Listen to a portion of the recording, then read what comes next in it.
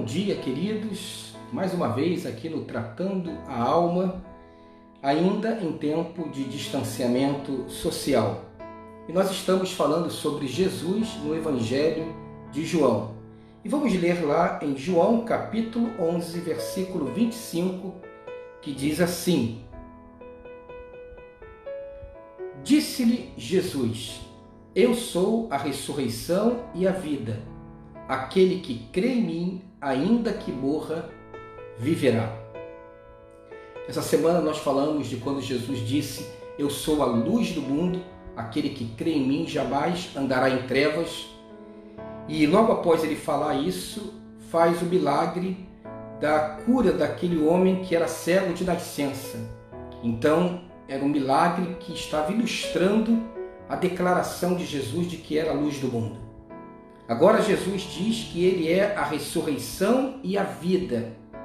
E aquele que crê nele, ainda que esteja morto, viverá. E então agora teremos o milagre da ressurreição de Lázaro para ilustrar aquilo que Jesus falou a respeito de si mesmo, de que ele é a ressurreição e a vida.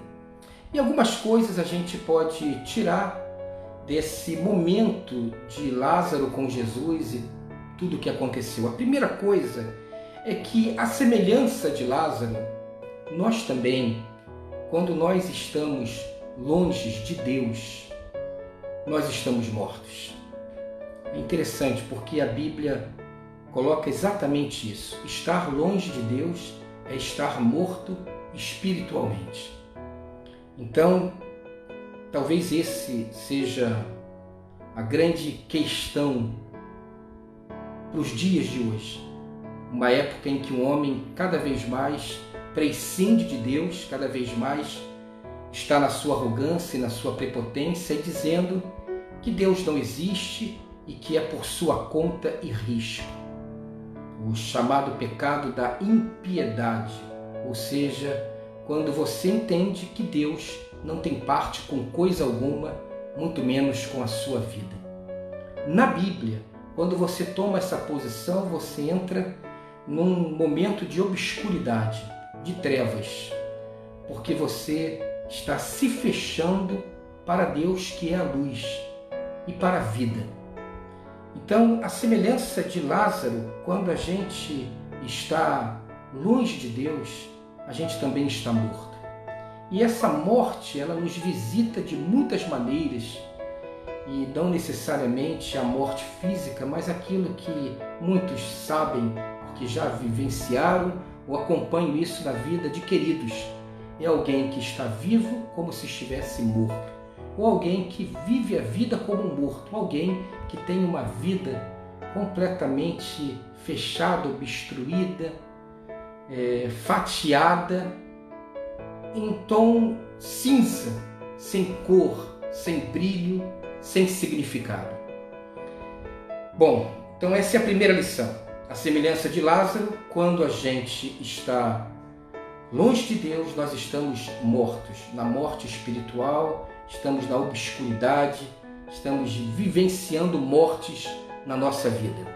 A semelhança de Lázaro, Jesus também nos chama da morte para a vida, exatamente como Jesus fez ali em João 11, 43, nós vemos Jesus falando assim: Depois de dizer isso, Jesus bradou em alta voz: Lázaro, vem para fora.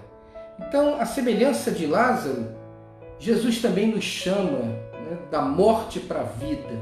Por isso ele diz: Eu sou a ressurreição e a vida. Aquele que esteja morto, se crer em mim, viverá. Então Jesus também nos chama. O Evangelho é exatamente isso. Qual é a boa nova do Evangelho?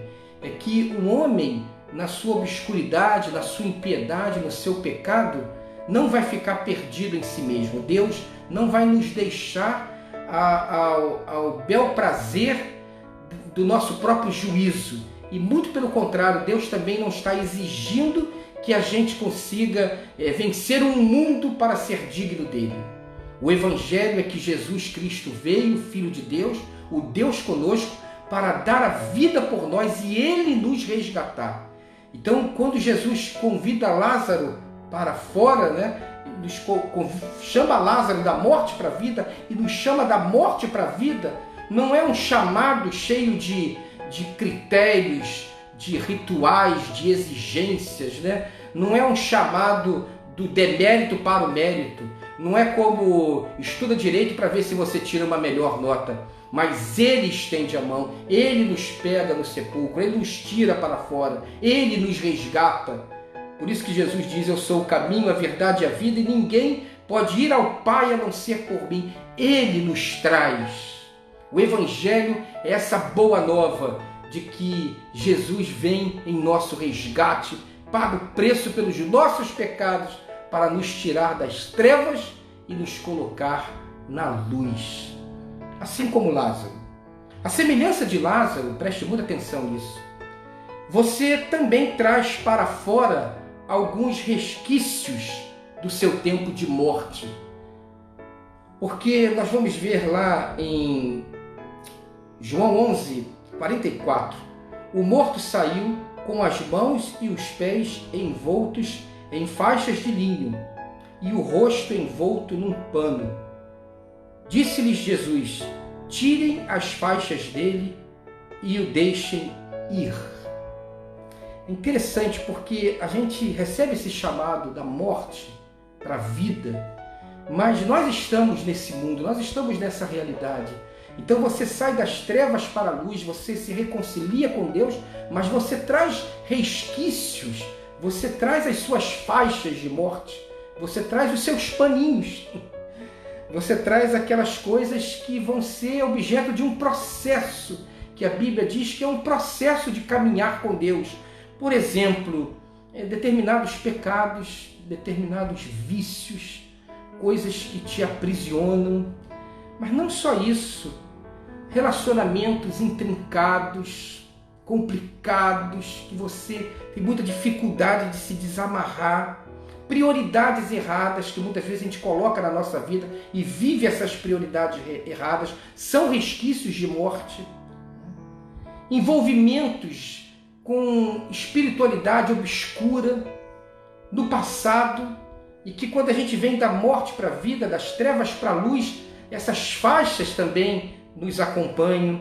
Dificuldades de autoaceitação, aquele sentimento de mais-valia, que muitas vezes é uma marca, aquele nosso traço de ansiedade, de depressão, às vezes uma comorbidade, às vezes um transtorno. Dificuldades também com mágoas, com ressentimentos, com amarguras, com lembranças do passado. Então, assim como Lázaro que veio com as faixas, a gente traz esses panos, a gente traz essas faixas, a gente traz esses resquícios. E a gente começa uma caminhada, e essa caminhada com Jesus é a retirada desse pano, é a cura de determinadas feridas, é a cicatrização de outras, é o enxugar de determinadas lágrimas, é o refazer de uma perspectiva de vida, é o ressignificar a vida, é muitas vezes abandonar certas relações, romper com certas amizades, mudar de caminho. Tudo é um processo, nós estamos em construção. Duas coisas interessantes que eu já ouvi. Uma delas é alguém que me procurou, falou: pastor, eu amo estar aqui na sua igreja, mas sabe, pastor, em dados momentos do seu sermão, eu sinto que há coisas da minha vida que eu precisava mudar, isso vem tão forte, e pastor, é uma luta tão grande, porque eu vou te confessar, pastor, nem sempre eu consigo. Aí eu olhei para ela e dei um abraço, falei: minha querida, todos nós passamos por isso, ainda bem. Significa que você está com a mente sensível ao Espírito Santo. Todos nós temos nosso passado, nossos segredos e nossos pecados que precisam ser vencidos, nossos resquícios de morte. Na outra foi um amigo que falava assim para mim: Rapaz, toda vez que você faz apelo, eu tenho vontade de ir à frente. Toda vez eu me converto de novo. Eu falei, que maravilha! Um dia desses eu comentei com alguém isso, né? Que eu preguei o sermão e me converti de novo. E é exatamente isso, nós estamos em processo. Outra coisa importante é que, a semelhança de Lázaro, você tem hoje uma oportunidade de criatividade, de novidade, de experimentar Deus através de Jesus na sua vida. Olha só que coisa linda está ali em João capítulo 12. Depois da ressurreição de Lázaro, vem o capítulo 12. Vamos começar do versículo 1. 6 dias antes da Páscoa, Jesus chegou a Betânia, onde vivia Lázaro, a quem ressuscitara dos mortos. Ali prepararam um jantar para Jesus. Marta servia enquanto Lázaro estava à mesa com ele. Então Maria pegou um frasco de nardo puro, e aí tem todo aquele gesto de amor, ela banha Jesus com aquele perfume. Mas é interessante isso, Lázaro estava à mesa com Jesus. Então, o Evangelho, entenda bem, o Evangelho não é um livrar-se do passado. O Evangelho é uma novidade de vida, é um recomeço, é um reinício. São as ressurreições que Jesus provoca na nossa vida.